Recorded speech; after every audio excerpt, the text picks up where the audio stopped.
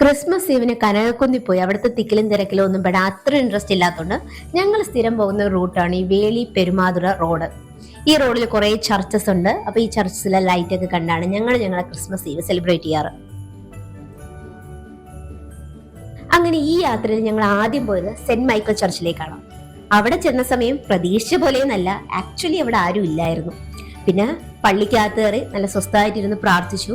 പിന്നെ അവിടുത്തെ ചെറിയ ഡെക്കറേഷൻസ് ഒക്കെ കണ്ട ശേഷം ഞങ്ങൾ നെക്സ്റ്റ് പള്ളിയിലേക്ക് വിട്ടു. ഈ യാത്രയിൽ ഞങ്ങളുടെ സെക്കൻഡ് സ്പോട്ട് സെന്റ് ഇഗ്നേഷ്യസ് ചർച്ചാണ്. എപ്പോഴത്തെയും പോലെ തന്നെ നല്ല അടിപൊളിയായിട്ട് ഡെക്കറേറ്റ് ചെയ്തിട്ടുണ്ട്.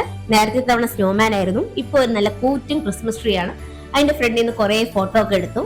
അത്യാവശ്യം ആൾക്കാരുണ്ടായിരുന്നു. അത്യാവശ്യം ആൾക്കാരെന്ന് പറയുമ്പോൾ ഭയങ്കര ജനത്തിരക്കല്ല, എല്ലാവർക്കും സ്വസ്ഥമായിട്ട് നിൽക്കാൻ പറ്റുന്ന രീതിയിലുള്ള ആൾക്കാർ. പള്ളി തുറന്നിട്ടില്ലായിരുന്നു, പള്ളി അടച്ചിട്ടിരിക്കുകയായിരുന്നു.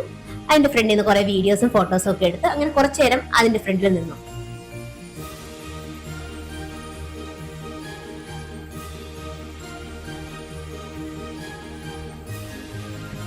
അടുത്തതായി ഞങ്ങൾ പോയത് സെന്റ് ജോൺ ദി ബാപ്റ്റിസ്റ്റ് പള്ളിയിലേക്കാണ്. അവിടെ എനിക്ക് ഒന്ന് ന്യൂ ഇയറിന് വേണ്ടി സെറ്റ് ചെയ്തൊരു ഡെക്കറേഷൻ പോലെ എനിക്ക് തോന്നിയത്.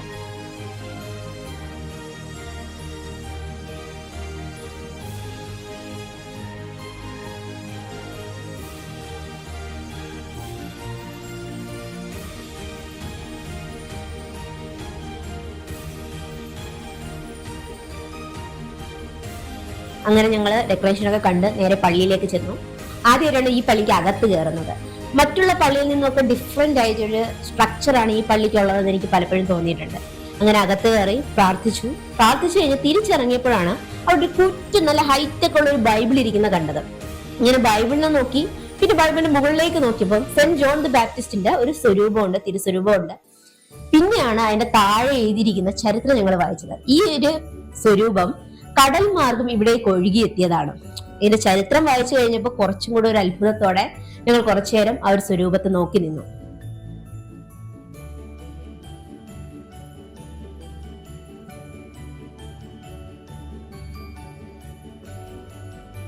പിന്നെ നമ്മുടെ നെക്സ്റ്റ് സ്പോട്ട് എന്ന് പറയുന്ന സെന്റ് മേരി മാഗ്ഡലിൻ ചർച്ച്.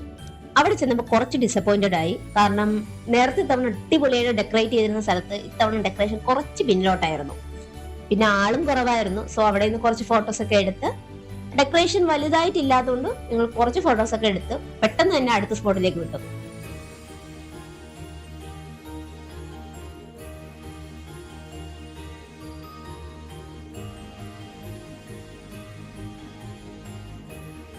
പിന്നെ നെക്സ്റ്റ് പോയത് സെന്റ് തോമസ് റോമൻ ചർച്ചിലേക്കാണ്. അവിടെ ചെന്നപ്പോഴത്തേക്കും എനിക്ക് നല്ല തലവേദന അടിച്ചു.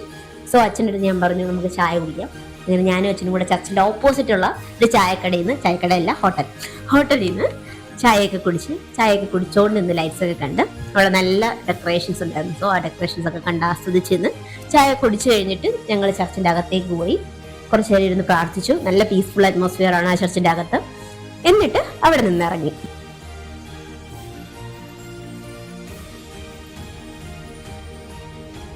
അങ്ങനെ ഞങ്ങൾ അവസാനം പോയത് CSA ചർച്ച് കഴക്കൂട്ടം. അവിടെ ചെന്നപ്പോൾ എല്ലാവർക്കും അറിയാവുന്ന പോലെ നിറച്ച് സ്റ്റാർസ് ഇട്ടിട്ടുണ്ട്, ആയിരക്കണക്കിന് സ്റ്റാർസ് ഇട്ടിട്ടുണ്ട്.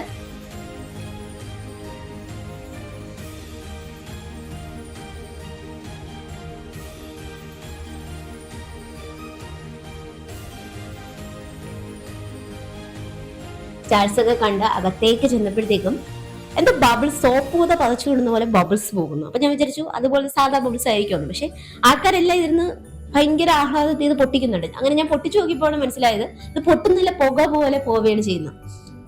ജാതിയുടെയോ മതത്തിന്റെയോ പ്രായത്തിന്റെയോ ഒന്നും വ്യത്യാസമില്ല. ആൾക്കാർ ഭയങ്കര സന്തോഷത്തോടുകൂടി ഇത് പൊട്ടിച്ച് കളിക്കുകയാണ്. ഞാനും 5 പൊട്ടിച്ചു നോക്കി.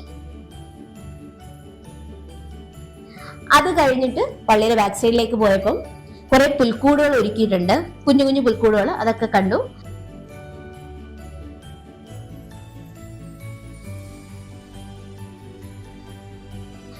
കഴിഞ്ഞിട്ട് അവിടെ ബെത്ലഹേം എന്ന് പറഞ്ഞ ഒരു എക്സിബിഷൻ ഏരിയ ഒരുക്കിയിട്ടുണ്ട്. അങ്ങനെ ബെത്ലഹേമിന്റെ അകത്തേക്ക് കയറിയപ്പോൾ ഒട്ടും പ്രതീക്ഷിച്ചില്ല, അവിടെ ഒറിജിനൽ ചെമ്മരിയാടുകളും മുയലുകളും എല്ലാം ഉണ്ട്. ഒരു കുഞ്ഞു ബെത്ലഹേം തന്നെ അവർ അതിൻ്റെ അകത്ത് ഒരുക്കിയിരിക്കുകയാണ്.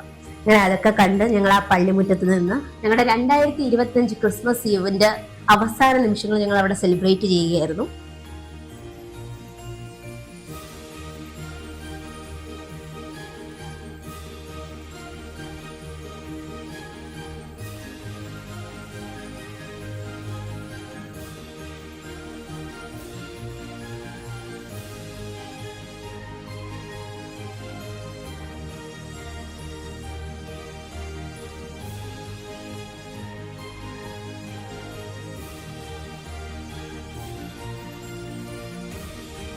ഒരു 12:30 ആയപ്പോൾ ഞങ്ങൾ അവിടെ നിന്ന് തിരിച്ചിറങ്ങി.